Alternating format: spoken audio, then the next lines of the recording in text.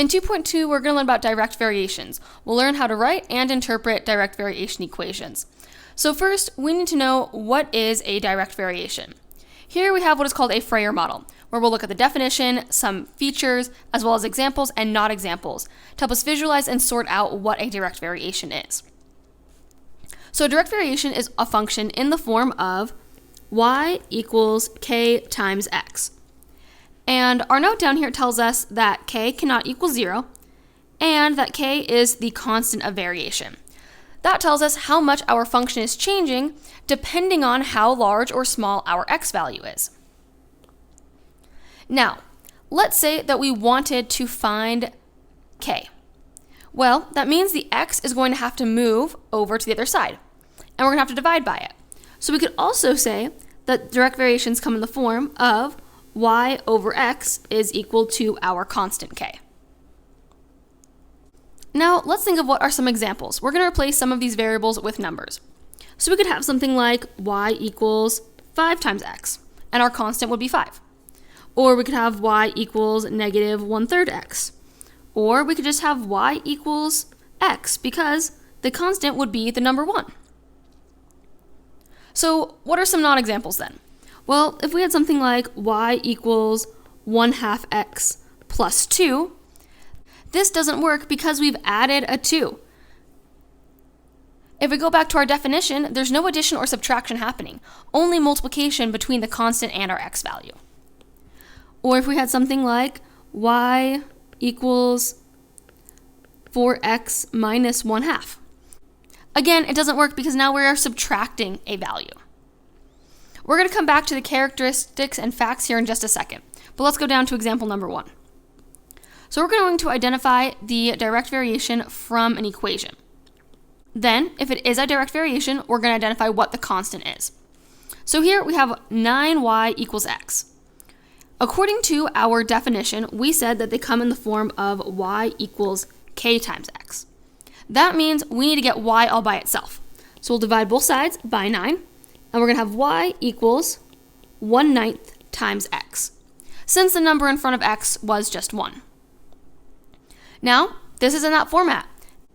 Here we have a constant being multiplied by x, so this is a direct variation. Then our constant is that number being multiplied by x, which is 1/9. Skipping over to C, we have a similar situation. Y is not by itself, so let's go ahead and divide everything by 7. And we're going to find that y is equal to 2x plus 1. This one is not going to be a direct variation because of that addition of the 1. Go ahead, pause the video, and give B a try.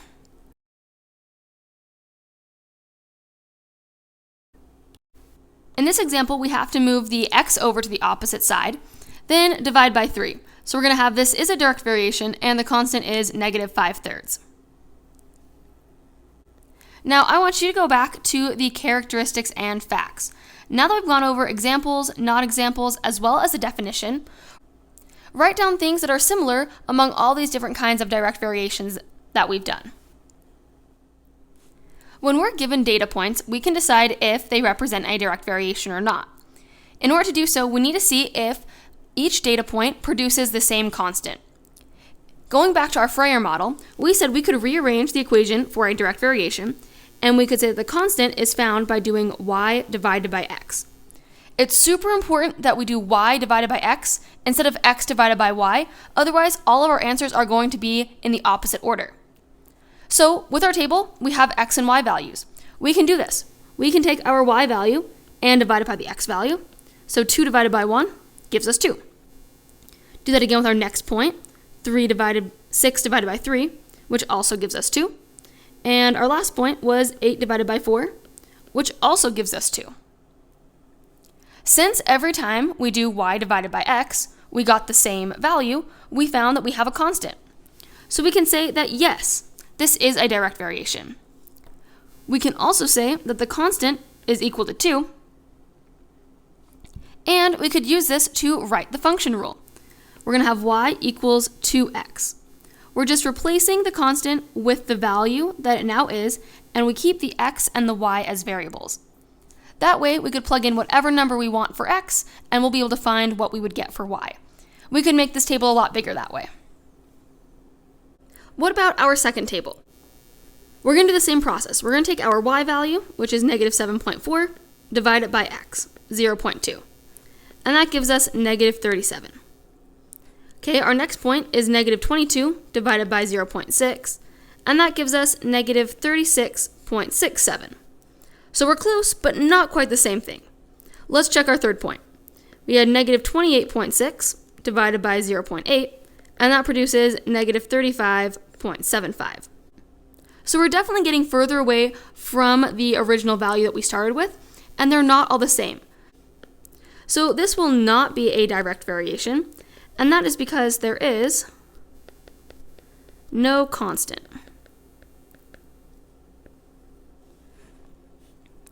Pause the video and give C a try.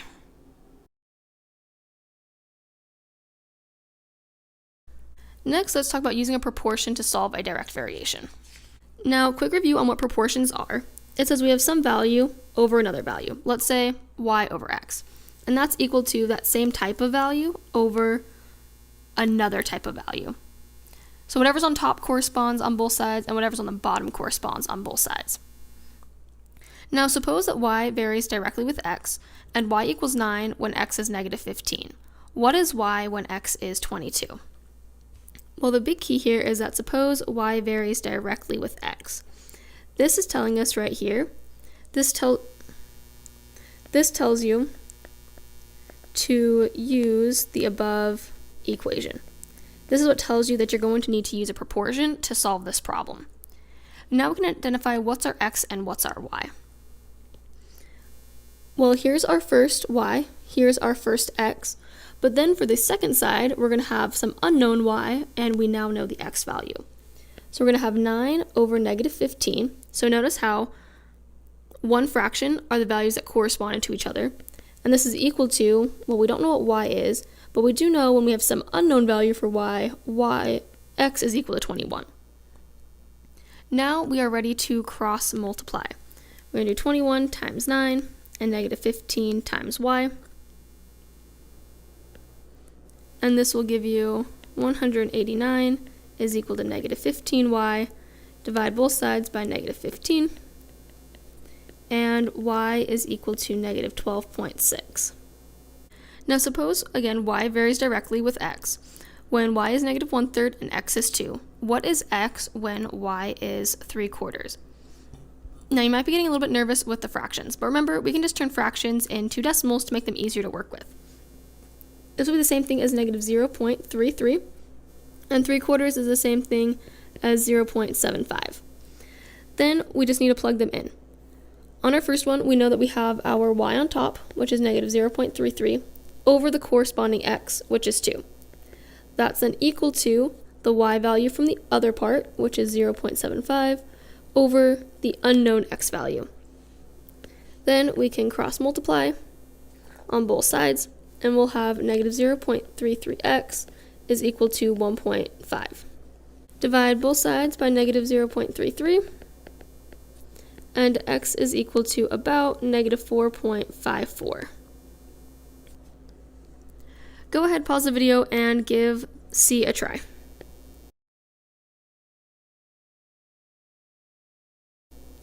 On setting up C, you should have 15 over 3 is equal to 12 over x. Then once you cross multiply, you'll find x is equal to 2.4. Next, we can use direct variations to solve a problem. Let's say a salesperson's commission varies directly with sales. For every $1,000 in sales, the commission is $85. What is the commission for $2,300 in sales? Now, since we know that the commission varies directly with sales, we could write another type of proportion. Before we said that y over x is equal to y over x. But what if we just change y and x to fit this problem?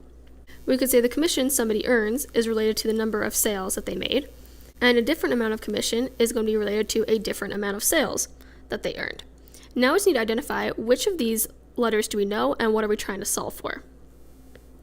Well, we know that we have $1,000 in sales. That's our first S. the commission is $85. That would be our first C. Then we want to know what is the commission, that's our unknown, for $2,300 in sales, and that would be our second S. We can plug these values in. We're going to have 85 over 1,000 is equal to some unknown commission when they make $2,300. Then we will cross multiply those values, and we'll be left with 195,000 is equal to 1,000C.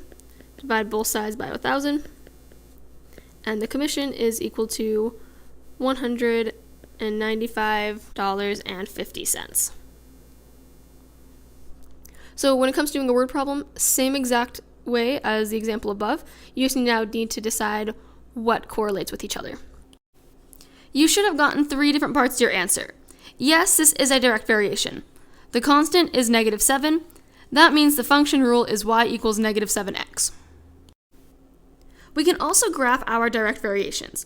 As long as we have the equation, we can plug in whatever number we want for x, and then we could solve for y. We're going to make a table of x and y values. And since we have the fraction of 3/4, we're going to want x to be values that are going to help cancel out that denominator. So we're going to multiply by -4. Let's do 0 and +4. And that means we're going to have 3/4 times -4 over 1 to make it a fraction. We can simplify our 4's across the diagonal, so that's going to become 1 and a -1. Multiplying across, we're going to get -3. Then we do 3/4 times 0, which is just 0, and 3/4 times +4 over 1. Again, those 4's cancel out and become 1's, and we'll be left with a +3. Let's put each of these points on our graph. -4, -3, 0, 0, and 4, 3. We're going to notice that all of these points fall in a line, so we can connect our line and continue to extend up and down from those points. On B, we do have a direct variation, it just isn't completely solved for y yet. So we'll go ahead and divide both sides by -2, and we'll have y equals -2x. Now go ahead and make your own data table. You can plug in whatever points you want for x, and then solve to see what y is. Depending on what numbers you plugged in for x, you might have gotten out different y values. But because we're connecting all the points and they fall in a straight line, if you plugged in -3, you would have gotten out -6. And notice that point still falls on the line that I've drawn. Also, one way to check your graph for direct variations is you're going to notice in both of them, they go through what we call the origin, or the very center of our graph.